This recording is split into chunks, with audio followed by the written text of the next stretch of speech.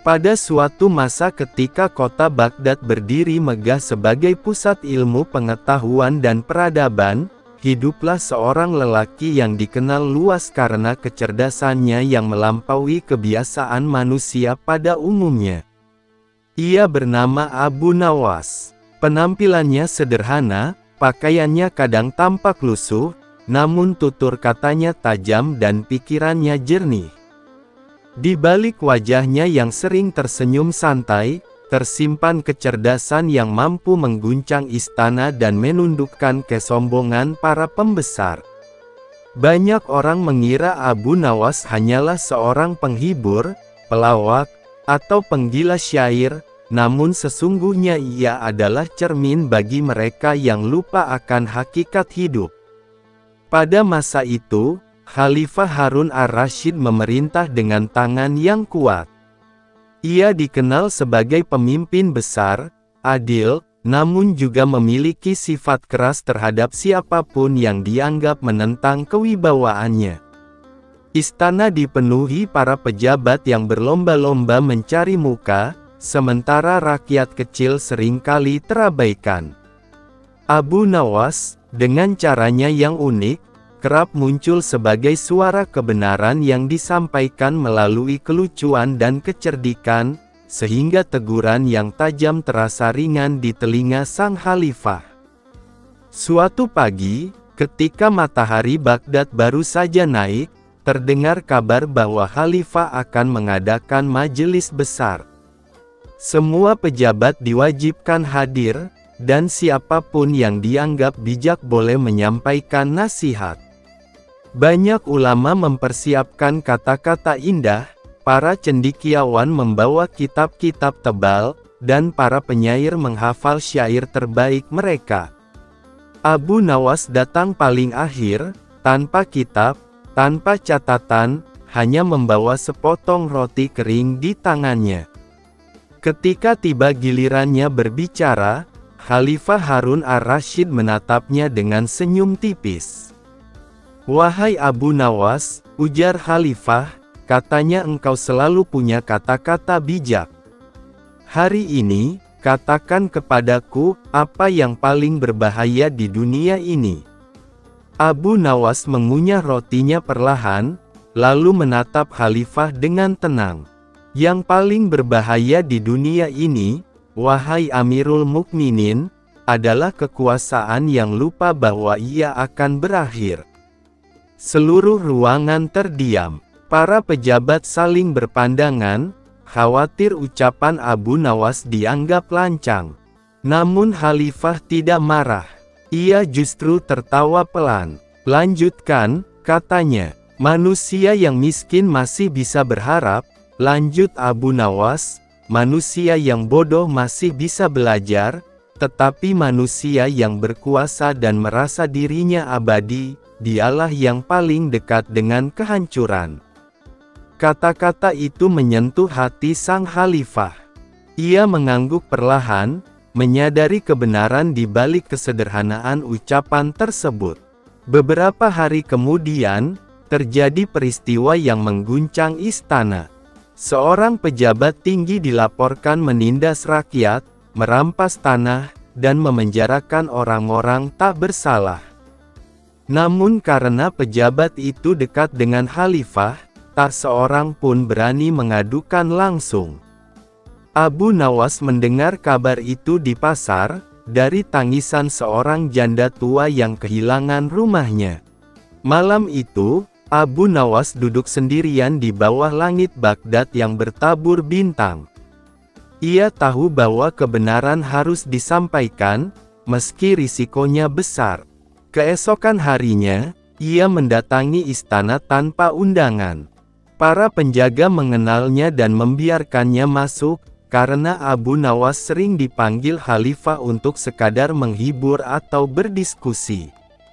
Di hadapan khalifah, Abu Nawas berkata, "Wahai Amirul Mukminin, izinkan aku bercerita." "Ceritakan," jawab khalifah. Di sebuah negeri, kata Abu Nawas, hidup seekor singa yang bijak. Ia menunjuk seekor serigala untuk menjaga domba-domba rakyat. Awalnya serigala tampak setia, tetapi lama-kelamaan ia memakan domba-domba itu satu persatu.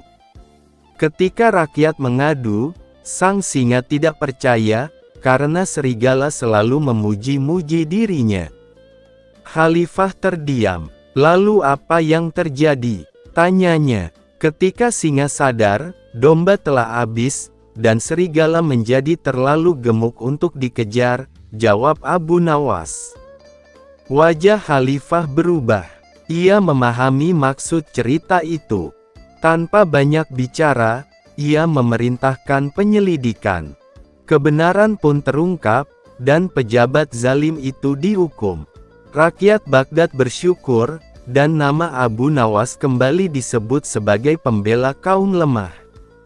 Namun keberanian Abu Nawas tidak selalu diterima dengan baik. Suatu ketika, beberapa pejabat iri memfitnahnya. Mereka mengatakan bahwa Abu Nawas menghina istana dan merusak wibawa Khalifah. Harun ar-Rasyid, yang kala itu sedang letih oleh urusan negara, memerintahkan agar Abu Nawas dipenjara sementara. Penjara Baghdad gelap dan lembab. Banyak orang menangis di dalamnya. Namun Abu Nawas duduk tenang, bahkan tersenyum. Seorang tahanan bertanya, "Mengapa engkau tersenyum, padahal kita semua menderita?" Abu Nawas menjawab, "Karena penjara ini hanya mengurung tubuh, bukan pikiran. Dan selama pikiranku bebas, aku tidak benar-benar dipenjara." Malam demi malam, Abu Nawas mengajarkan para tahanan tentang kesabaran, tentang harapan, dan tentang Tuhan yang Maha Adil. Penjara yang semula penuh keluh kesah berubah menjadi tempat perenungan. Para penjaga heran melihat para tahanan menjadi lebih tenang. Ketika kabar itu sampai ke telinga Khalifah, hatinya tersentuh. Ia memanggil Abu Nawas dan membebaskannya. "Wahai Abu Nawas," kata Khalifah, "engkau mengajarkan hikmah bahkan di tempat yang paling gelap." Abu Nawas tersenyum. "Karena cahaya, wahai Amirul Mukminin, tidak pernah memilih tempat." Di tahun-tahun berikutnya, Abu Nawas semakin dikenal bukan hanya karena kecerdasannya, tetapi karena ketulusan niatnya. Ia tidak mencari harta, tidak mengejar jabatan. Ia hidup cukup, berbagi dengan fakir miskin, dan menghabiskan malam-malamnya dengan merenung dan menulis syair tentang kehidupan. Suatu hari, Abu Nawas jatuh sakit. Tubuhnya lemah, namun matanya tetap jernih. Khalifah datang menjenguknya. "Wahai sahabatku," ujar Harun ar-Rasyid dengan suara lirih, "apa nasihat terakhirmu untukku?" Abu Nawas menarik napas panjang. "Ingatlah," katanya perlahan, "bahwa engkau bukan besar karena istanamu, bukan mulia karena mahkotamu, tetapi karena keadilanmu. Jika engkau ingin dikenang, ringankanlah beban rakyatmu, bukan kemegahan singgasanamu." Air mata menetes di pipi sang khalifah.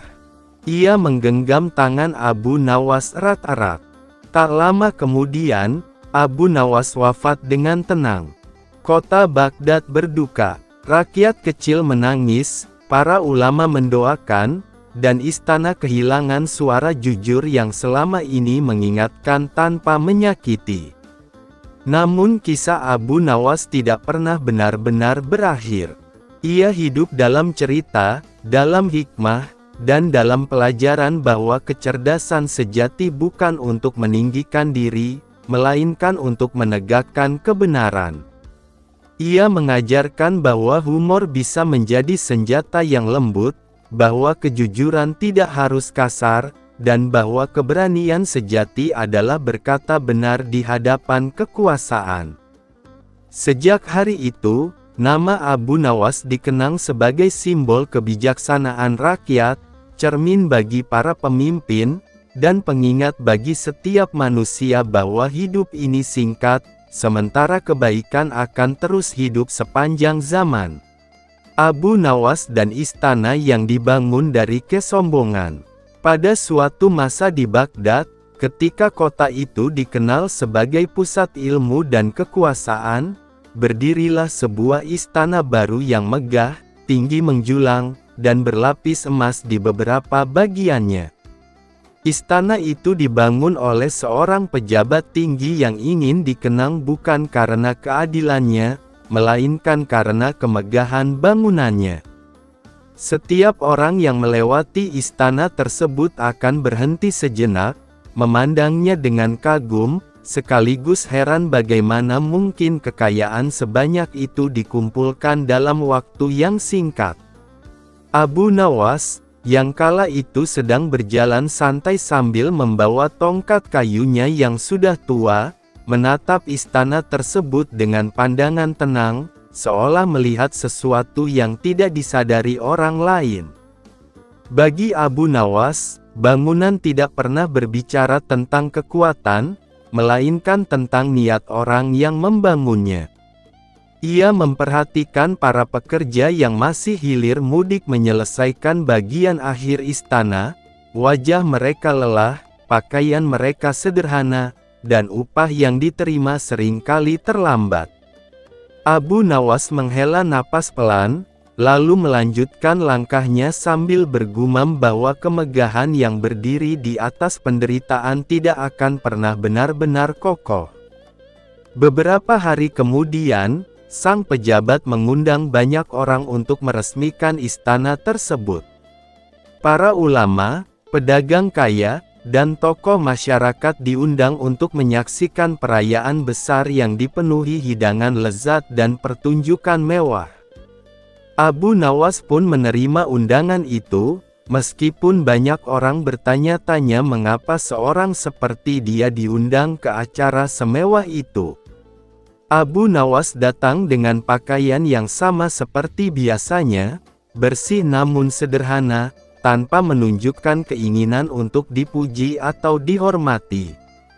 Ketika jamuan berlangsung, sang pejabat berdiri dengan dada dibusungkan, menceritakan betapa keras usahanya membangun istana tersebut dan betapa besar jasanya bagi negeri. Setiap kalimatnya dipenuhi kebanggaan, seolah tidak ada satupun bantuan atau pengorbanan orang lain di balik keberhasilannya. Para tamu mengangguk dan memuji, meski sebagian melakukannya karena takut, bukan karena tulus. Abu Nawas hanya diam, mendengarkan dengan senyum tipis yang sulit ditebak artinya. Tak lama kemudian, sang pejabat memandang Abu Nawas dan berkata dengan nada sedikit mengejek, "Wahai Abu Nawas, bagaimana menurutmu istana yang kubangun ini? Apakah engkau pernah melihat bangunan semegah ini sebelumnya?" Semua mata tertuju pada Abu Nawas, menunggu jawaban yang dianggap remeh atau lucu, karena mereka terbiasa melihatnya sebagai penghibur. Abu Nawas berdiri perlahan, memandang sekeliling istana dengan saksama, lalu menatap sang pejabat dengan wajah tenang. Dengan suara yang lembut namun jelas, ia berkata bahwa istana itu memang tinggi dan indah, tetapi ia tidak yakin apakah istana tersebut cukup kuat untuk menahan satu hal yang paling berat di dunia. Orang-orang mulai berbisik, heran dengan ucapannya yang terdengar aneh. Sang pejabat tertawa dan bertanya dengan nada meremehkan, "Apakah yang paling berat di dunia menurutmu, wahai Abu Nawas?" Abu Nawas tersenyum tipis dan menjawab bahwa yang paling berat bukanlah batu, bukan pula emas, melainkan kesombongan manusia yang menolak kebenaran. Suasana mendadak hening, karena kata-kata itu terasa menusuk, meski diucapkan tanpa nada marah. Abu Nawas melanjutkan ucapannya dengan tenang, mengatakan bahwa bangunan apapun yang didirikan di atas kesombongan akan retak perlahan, meski tidak terlihat oleh mata. Ia menjelaskan bahwa kesombongan membuat seseorang tuli terhadap keluhan orang kecil dan buta terhadap doa orang yang terzalimi. Banyak tamu mulai menundukkan kepala, merasa kata-kata itu seolah ditujukan kepada diri mereka sendiri. Sang pejabat berusaha menahan amarahnya, namun wajahnya memerah. Ia merasa dipermalukan di hadapan banyak orang, tetapi tidak mampu membantah kata-kata Abu Nawas yang terdengar sederhana namun mengandung kebenaran. Abu Nawas lalu menutup ucapannya dengan mengatakan bahwa istana yang paling kokoh bukanlah yang dibangun dari batu dan emas, melainkan yang dibangun dari keadilan dan kejujuran. Malam itu, jamuan berakhir tanpa tawa yang riuh. Banyak tamu pulang dengan hati yang gelisah, sementara sang pejabat duduk terdiam, memandangi dinding istananya yang megah, namun terasa dingin dan kosong. Abu Nawas melangkah pulang dengan tenang, seolah tidak terjadi apa-apa, karena baginya menyampaikan kebenaran bukanlah untuk menjatuhkan, melainkan untuk mengingatkan. Sejak hari itu, orang-orang mulai membicarakan kata-kata Abu Nawas, dan istana megah tersebut tidak lagi hanya dipandang sebagai simbol kekayaan, melainkan sebagai pengingat bahwa kemegahan tanpa keadilan hanyalah bayangan yang suatu saat akan runtuh oleh waktu. Hari-hari setelah perjamuan istana berlalu dengan suasana yang tidak lagi sama. Meskipun dinding istana masih berdiri megah dan para penjaga tetap berjaga dengan sikap tegap, ada kegelisahan yang mulai merayap perlahan ke dalam hati sang pejabat. Setiap langkahnya di lorong-lorong panjang istana terasa lebih berat, seolah batu-batu besar di bawah kakinya menyimpan bisikan yang tidak dapat ia pahami. Kata-kata Abu Nawas yang sederhana namun tajam terus terngiang di telinganya, mengusik pikirannya bahkan saat ia berusaha menikmati kemewahan yang selama ini dibanggakannya. Sang pejabat mulai memperhatikan bahwa orang-orang di sekitarnya tidak lagi memujinya dengan suara lantang seperti dulu. Senyum para pelayan terlihat kaku, dan tatapan mereka sering kali menghindar ketika ia lewat. Ia mengira semua itu hanya perasaan semata, tetapi jauh di lubuk hatinya, ia tahu bahwa rasa hormat yang lahir dari ketakutan tidak akan pernah bertahan lama. Kesombongan yang dulu memberinya rasa percaya diri kini berubah menjadi beban yang membuat dadanya terasa sempit. Sementara itu, di sudut kota Baghdad yang lebih sederhana, Abu Nawas menjalani hari-harinya seperti biasa.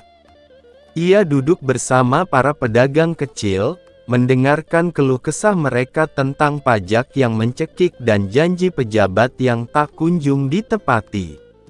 Abu Nawas tidak banyak berbicara, tetapi setiap kali ia memberi tanggapan, ucapannya selalu menenangkan, seolah ia mengingatkan bahwa kesabaran bukanlah tanda kelemahan, melainkan kekuatan yang diuji oleh waktu. Suatu sore, seorang utusan istana datang menemui Abu Nawas. Dengan sikap hormat yang dibuat-buat, utusan itu menyampaikan bahwa sang pejabat ingin bertemu secara pribadi. Banyak orang di sekitar Abu Nawas terkejut, bahkan ada yang memperingatkannya agar berhati-hati, karena pertemuan dengan orang berkuasa seringkali membawa niat yang tidak jelas. Abu Nawas hanya tersenyum, mengangguk pelan, dan berkata bahwa kebenaran tidak pernah takut pada pertemuan. Ketika Abu Nawas memasuki istana, ia merasakan suasana yang berbeda dari sebelumnya. Lorong-lorong yang dulu dipenuhi tawa kini terasa sunyi, dan kemewahan yang ada tampak dingin, seolah kehilangan ruh. Sang pejabat menyambutnya dengan wajah yang lebih pucat, tanpa senyum congkak yang dulu selalu menghiasi bibirnya. Ia mempersilakan Abu Nawas duduk, lalu terdiam cukup lama, seakan mencari kata-kata yang tepat. Akhirnya sang pejabat berbicara, mengakui bahwa sejak perjamuan itu, ia tidak pernah merasa tenang. Ia bertanya kepada Abu Nawas bagaimana mungkin sebuah ucapan sederhana mampu mengguncang hatinya sedemikian rupa. Abu Nawas menjawab dengan tenang bahwa hati manusia memang diciptakan untuk mengenali kebenaran, meskipun akal sering kali menolaknya demi mempertahankan kebanggaan diri. Abu Nawas lalu berkata bahwa kesombongan adalah tirai tipis yang menutupi mata hati. Selama tirai itu ada, seseorang akan melihat dunia sesuai keinginannya sendiri, bukan sebagaimana adanya. Sang pejabat menunduk, menyadari bahwa selama ini ia lebih sibuk menjaga citra daripada memperhatikan amanah yang diembannya. Ia mulai memahami bahwa kekuasaan bukanlah hadiah, melainkan ujian yang paling berat. Percakapan itu berlangsung lama, diwarnai keheningan yang penuh makna. Abu Nawas tidak menghakimi, tidak pula menggurui, melainkan hanya mengingatkan bahwa setiap bangunan yang ingin bertahan lama harus memiliki fondasi yang benar. Ia mengatakan bahwa keadilan kepada orang kecil adalah fondasi yang tidak terlihat, tetapi tanpa itu, kemegahan apapun akan rapuh. Setelah Abu Nawas meninggalkan istana, sang pejabat duduk sendiri hingga larut malam. Untuk pertama kalinya, ia memerintahkan agar laporan-laporan lama dibawa kepadanya, termasuk keluhan rakyat yang sebelumnya ia abaikan. Ia membaca satu persatu dengan wajah muram, menyadari betapa banyak ketidakadilan yang telah terjadi di bawah namanya. Keesokan harinya, perubahan kecil mulai terlihat. Beberapa pajak ditinjau ulang, upah para pekerja yang tertunda dibayarkan, dan pintu istana dibuka bagi rakyat yang ingin menyampaikan keluhan. Banyak orang terkejut, sebagian masih ragu, tetapi benih perubahan perlahan mulai tumbuh. Abu Nawas mendengar kabar itu dari kejauhan.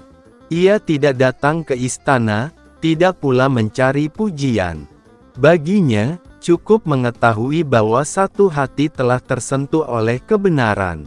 Ia kembali berjalan menyusuri pasar dengan langkah ringan, seolah menyerahkan kelanjutan kisah ini kepada waktu dan pilihan manusia.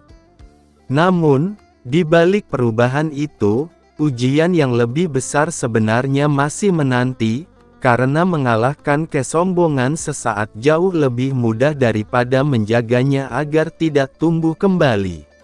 Perubahan yang dilakukan sang pejabat tidak luput dari perhatian masyarakat. Dalam waktu yang tidak terlalu lama, kabar tentang kebijakan yang lebih adil dan sikap yang lebih terbuka menyebar ke seluruh penjuru Baghdad. Orang-orang yang sebelumnya mengeluh mulai merasakan kelegaan, dan mereka yang dulu takut kini berani berbicara. Namun, bersama dengan rasa lega itu, datang pula pujian yang mengalir deras, lebih deras daripada sebelumnya, karena kini pujian itu dibungkus dengan rasa harapan. Setiap hari, sang pejabat menerima ucapan terima kasih, doa, dan sanjungan. Banyak yang menyebutnya sebagai pemimpin yang berubah, bahkan ada yang mulai memujinya sebagai teladan keadilan. Pada awalnya, pujian itu ia terima dengan hati-hati, mengingat nasihat Abu Nawas tentang kesombongan. Ia berusaha menundukkan kepala dan mengingat bahwa perubahan sejati bukanlah untuk dipuji, melainkan untuk memperbaiki amanah. Namun, manusia seringkali lebih lemah terhadap pujian daripada terhadap celaan. Perlahan, tanpa ia sadari, rasa bangga mulai kembali menyelinap ke dalam hatinya. Ia mulai merasa bahwa perubahan itu sepenuhnya adalah hasil kebijaksanaannya sendiri, bukan karena kesadaran akan kesalahan. Setiap senyum rakyat yang ditemuinya mulai ia hitung sebagai bukti kehebatannya, bukan sebagai pengingat tanggung jawab. Di sisi lain, Abu Nawas mengamati semua itu dari kejauhan. Ia mendengar pujian-pujian yang berlebihan dan senyum yang terlalu cepat diberikan kepada kekuasaan. Ia tahu bahwa pujian adalah ujian yang halus, lebih halus daripada kemarahan atau ancaman. Abu Nawas berkata kepada beberapa sahabatnya bahwa seseorang yang baru belajar rendah hati akan mudah tergelincir ketika merasa telah berhasil. Suatu hari, sang pejabat mengadakan pertemuan besar untuk merayakan apa yang ia sebut sebagai era keadilan baru. Di hadapan banyak orang, ia menyampaikan pidato panjang tentang keberhasilannya membawa perubahan. Meskipun kata-katanya terdengar indah, ada nada kebanggaan yang mulai mendominasi. Ia menyebut namanya sendiri berkali-kali, seolah keadilan lahir dari dirinya, bukan dari kesadaran akan amanah. Abu Nawas hadir di antara kerumunan itu, berdiri di belakang, tidak mencolok. Ketika pidato hampir berakhir, sang pejabat memanggilnya ke depan, berharap Abu Nawas akan memuji dan mengukuhkan citra barunya di hadapan rakyat. Semua mata tertuju pada Abu Nawas, menunggu ucapan yang dianggap akan menghibur sekaligus memuliakan. Abu Nawas melangkah maju dengan tenang. Ia tidak langsung berbicara, melainkan memandang wajah-wajah di hadapannya, wajah yang penuh harapan namun juga mudah terpengaruh. Dengan suara lembut, ia bertanya kepada sang pejabat apakah ia masih ingat alasan pertama kali melakukan perubahan. Sang pejabat terdiam sejenak, lalu menjawab bahwa ia ingin memperbaiki kesalahan. Abu Nawas mengangguk pelan, lalu berkata bahwa niat yang benar akan rusak ketika seseorang mulai menjadikannya alasan untuk dibanggakan. Ia menjelaskan bahwa keadilan bukanlah pakaian yang dikenakan saat ingin dipuji, melainkan beban yang harus dipikul setiap hari, bahkan ketika tidak ada yang melihat. Kata-katanya membuat suasana menjadi hening, karena banyak yang menyadari bahwa mereka juga mudah terbuai oleh tampilan luar. Sang pejabat merasakan dadanya kembali sesak. Ia menyadari bahwa pujian yang ia nikmati hampir mengembalikannya ke kesombongan lama, hanya dengan wajah yang berbeda. Ia menunduk, bukan karena malu di hadapan orang banyak, melainkan karena ia akhirnya memahami bahwa ujian terbesar bukanlah saat ia berbuat zalim, melainkan saat ia merasa sudah benar. Abu Nawas menutup ucapannya dengan mengatakan bahwa istana kesombongan tidak selalu dibangun dari kejahatan, tetapi seringkali dari kebaikan yang dipamerkan. Orang-orang terdiam, merenungkan makna kata-kata itu. Sang pejabat pun memerintahkan agar pertemuan diakhiri tanpa perayaan, tanpa pujian, dan tanpa sanjungan. Sejak hari itu, ia mulai menjaga dirinya dari pujian yang berlebihan. Ia memilih bekerja dalam diam, memperbaiki tanpa banyak bicara, dan mendengarkan lebih banyak daripada berbicara. Abu Nawas kembali menghilang dari pusat perhatian, karena baginya, keberhasilan nasihat adalah ketika namanya tidak lagi disebut. Namun, perjalanan belum usai. Di balik ketenangan yang baru tumbuh, masih ada godaan yang lebih besar, karena kekuasaan selalu menemukan cara untuk menguji manusia dengan cara yang paling tak terduga. Waktu berjalan pelan, namun pasti. Musim berganti, wajah-wajah di Baghdad berubah, dan peristiwa datang silih berganti. Sang pejabat kini menjalani hari-harinya dengan cara yang jauh berbeda dari masa lalu. Ia tidak lagi mencari pujian, tidak pula memamerkan kebijakan.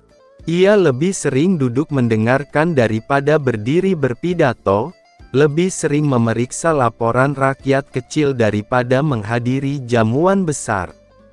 Istana megah yang dahulu menjadi simbol kebanggaannya kini ia pandang sebagai amanah, bukan sebagai mahkota. Suatu ketika, datanglah masa sulit bagi negeri. Hasil panen menurun, perdagangan melambat, dan kas negara mulai tertekan. Banyak penasihat mendesaknya untuk menaikkan pajak dan mengorbankan rakyat kecil demi menjaga kemegahan dan stabilitas kekuasaan. Usulan itu terdengar masuk akal di telinga sebagian orang, karena mereka terbiasa menyelamatkan istana terlebih dahulu sebelum memikirkan penderitaan di luar temboknya. Sang pejabat duduk termenung semalaman. Ia memandangi dinding istana yang dulu ia banggakan, lalu teringat kata-kata Abu Nawas tentang bangunan yang berdiri di atas kesombongan. Untuk pertama kalinya, ia mempertimbangkan pilihan yang tidak pernah ia pikirkan sebelumnya. Ia memerintahkan agar sebagian hiasan istana dilepas dan dilebur, bukan untuk dirinya, melainkan untuk membantu rakyat yang terdampak krisis. Keputusan itu mengejutkan banyak pihak, bahkan membuat sebagian pejabat lain marah dan menentangnya. Ketika keputusan itu diumumkan, sebagian rakyat tidak langsung percaya. Mereka telah terlalu sering dikecewakan oleh janji kekuasaan. Namun, ketika bantuan benar-benar sampai, ketika pajak tidak dinaikkan dan justru diringankan, perlahan kepercayaan mulai tumbuh. Sang pejabat tidak berdiri di depan rakyat untuk menerima pujian. Ia memilih menyaksikan dari kejauhan, dengan hati yang tenang namun waspada. Di tengah semua itu, Abu Nawas kembali muncul, seperti biasa, tanpa undangan dan tanpa pengumuman. Ia datang ke istana dengan langkah ringan, seolah hanya ingin memastikan sesuatu telah selesai. Sang pejabat menyambutnya dengan penuh hormat, bukan karena jabatan Abu Nawas, melainkan karena ia melihat dalam diri lelaki itu cermin yang jujur bagi hatinya sendiri. Abu Nawas tidak banyak bertanya. Ia hanya memandang istana yang kini tampak lebih sederhana, lalu tersenyum pelan. Ia berkata bahwa istana itu akhirnya menemukan fondasinya. Sang pejabat bertanya apa yang dimaksud dengan fondasi tersebut. Abu Nawas menjawab bahwa fondasi sejati bukanlah batu, melainkan kesediaan untuk berkorban demi orang lain, terutama ketika tidak ada yang memaksa dan tidak ada yang melihat. Sang pejabat menunduk, menyadari bahwa perjalanan yang ia lalui bukanlah tentang perubahan besar yang terlihat, melainkan tentang kemenangan kecil yang sunyi di dalam hati. Ia mengakui kepada Abu Nawas bahwa ia masih takut suatu hari akan kembali tergelincir. Abu Nawas tersenyum dan berkata bahwa rasa takut itulah penjaga terbaik bagi kejujuran, selama manusia tidak lari darinya. Tak lama setelah pertemuan itu, Abu Nawas meninggalkan istana. Tidak ada yang tahu kemana ia pergi, dan tidak ada pula yang mencoba mencarinya. Namanya jarang disebut lagi dalam pertemuan resmi, tetapi ucapannya hidup dalam keputusan-keputusan yang diambil dengan hati-hati. Ia telah menanamkan sesuatu yang lebih kuat daripada nasihat, yaitu kesadaran. Tahun-tahun berlalu, dan istana itu tidak lagi dikenang karena kemegahannya, melainkan karena masa ketika keadilan pernah benar-benar diupayakan. Sang pejabat menjalani sisa jabatannya dengan rendah hati, dan ketika ia akhirnya turun dari kekuasaan, ia kembali menjadi manusia biasa yang dihormati bukan karena jabatan, melainkan karena sikapnya. Orang-orang tua di Baghdad kemudian sering bercerita kepada anak-anak mereka bahwa ada istana yang hampir runtuh bukan karena gempa, melainkan karena kesombongan, dan ada seorang lelaki sederhana bernama Abu Nawas yang mengajarkan bahwa kekuasaan hanya akan bertahan jika dijaga oleh kejujuran. Mereka mengatakan bahwa istana sejati tidak pernah terlihat oleh mata, karena ia dibangun di dalam hati manusia yang mampu menundukkan dirinya sendiri. Dan dari kisah itulah, orang-orang belajar bahwa kemegahan akan pudar, jabatan akan berakhir, tetapi hikmah yang lahir dari kerendahan hati akan terus hidup, selama manusia mau mendengarkan dan merenungkannya. Abu Nawas melunasi hutang raja. 2. Ini adalah kisah Abu Nawas ketika dia mengembara ke sebuah kerajaan yang negerinya kaya raya. Sumber daya alam di sana berlimpah, alamnya begitu indah, tapi sayang rakyatnya masih banyak yang hidup di bawah garis kemiskinan. Saat ini Baginda Raja sedang pusing 7 keliling dikarenakan hutang kerajaan yang kian hari kian menggunung. Negeri tetangga selalu menawarkan uang kepada raja untuk dipakai membangun negeri. Awalnya Baginda Raja sangat senang hatinya, bisa membangun jalan sampai ke pelosok negeri. Namun tanpa disadarinya, pinjaman sudah tak terkendali sementara pembangunan jalan baru separuh saja. Mendengar Abu Nawas datang berkunjung, Baginda Raja segera memanggilnya untuk meminta nasihat. Baginda Raja, wahai Abu Nawas, sangat senang hatiku engkau mau datang ke kerajaanku ini. Abu Nawas, terima kasih Baginda, hamba juga senang Baginda. Betapa tidak, hamba yang hanya seorang pengembara bisa hadir diajak untuk makan siang di istanamu yang megah ini. Baginda Raja, makanlah sepuasmu Abu Nawas, jangan malu-malu. Abu Nawas, kalau boleh tahu ada apa gerangan Baginda Raja memanggil saya ke istana? Baginda Raja, habiskanlah dulu makananmu, baru nanti saya bercerita. Abu Nawas segera menyelesaikan makannya agar Baginda Raja menceritakan maksud undangan itu. Baginda Raja, tidak enakkah makananku ini Abu Nawas? Begitu tergesa-gesanya kau makan. Abu Nawas, tidak Baginda, makanan ini sangat enak. Aku sebagai seorang pengembara tidak boleh makan banyak-banyak sebab perjalananku masih jauh. Baginda Raja, baiklah kalau begitu, mari kita jalan-jalan ke halaman belakang sambil kuceritakan maksud dirimu kupanggil ke istana. Abu Nawas dengan hati yang berdebar-debar mengikuti Baginda Raja dari sebelah kanan beliau. Baginda Raja, begini Abu Nawas, aku saat ini sangat pusing 7 keliling. Aku berusaha keras sekuat tenaga agar hidup rakyatku sejahtera. Namun yang terjadi malah sebaliknya, negeriku terlilit hutang. Apa yang harus aku lakukan Abu Nawas? Abu Nawas, kenapa bisa terlilit hutang Baginda Raja? Bukankah negeri ini sangat kaya raya?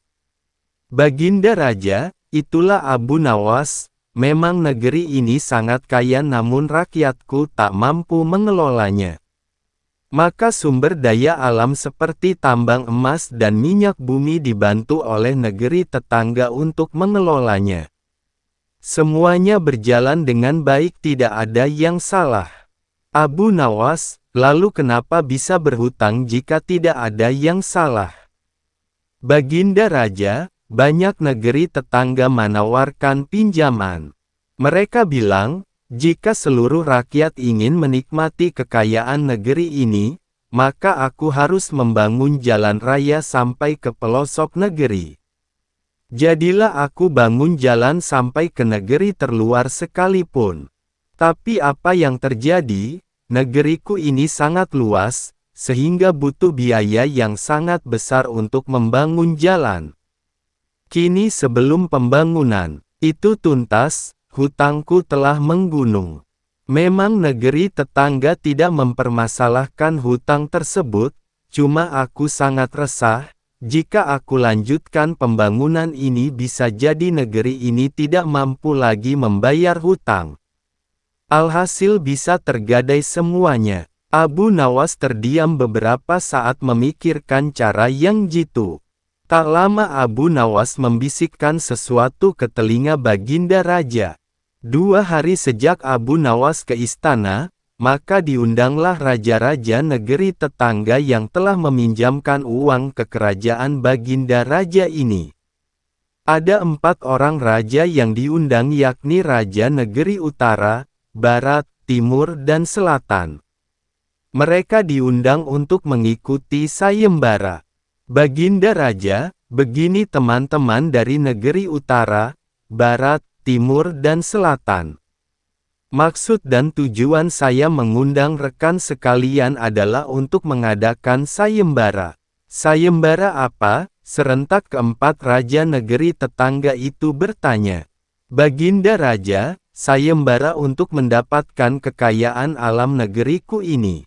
Jika teman-teman sekalian bisa menjawab pertanyaan dari Abu Nawas yang kebetulan berkunjung ke negeriku ini, maka teman-teman berhak mendapatkan salah satu sumber daya alam yang dikehendaki. Tetapi jika tidak bisa menjawab, maka hutangku kepada negerimu lunas. Bagaimana, setujukah teman-teman? Sesaat para hadirin terdiam. Mereka berpikir keras untung dan ruginya sayembara ini. Raja Negeri Utara, aku sih tidak keberatan. Raja Negeri Barat, setuju. Raja Negeri Timur, boleh, boleh. Raja Negeri Selatan, ayo Abu Nawas, keluarkan pertanyaanmu biar seluruh kekayaan alam negeri ini bisa berpindah ke kerajaanku. Dengan tidak membuang-buang waktu, naiklah Abu Nawas ke podium untuk memberikan pertanyaan sayembara. Abu Nawas, pertanyaannya mudah saja, yakni mana yang lebih dulu telur atau ayam? Alasannya harus masuk akal. Asteris. Raja Negeri Utara, telur lebih dulu. Baginda Raja, alasannya apa? Raja Negeri Utara, tidak mungkin ayam lebih dulu karena ayam berasal dari telur. Baginda Raja, kalau begitu siapa yang mengerami telur? Raja Negeri Utara terdiam dengan wajah pucat, terbayang hutang Baginda Raja lunas dengan sendirinya. Raja Negeri Barat, ayam lebih dulu. Baginda Raja, berikan alasan juga temanku. Raja Negeri Barat, ayam betina dibuahi oleh ayam jantan sehingga dia bisa bertelur. Makanya ayam tercipta lebih dulu. Baginda Raja, dari mana asalnya ayam? Raja Negeri Barat, dari telur. Baginda Raja, nah, berarti bukan ayam yang lebih dulu. Tenggorokan Raja Negeri Barat mendadak menjadi tersekat, tak bisa berkata-kata lagi. Raja Negeri Timur, ayam dan telur sebenarnya tercipta bersamaan. Baginda Raja, kenapa begitu? Raja Negeri Timur, tidak mungkin ada ayam kalau tidak ada telur yang menetas. Tidak mungkin juga ada telur kalau tidak ada ayam.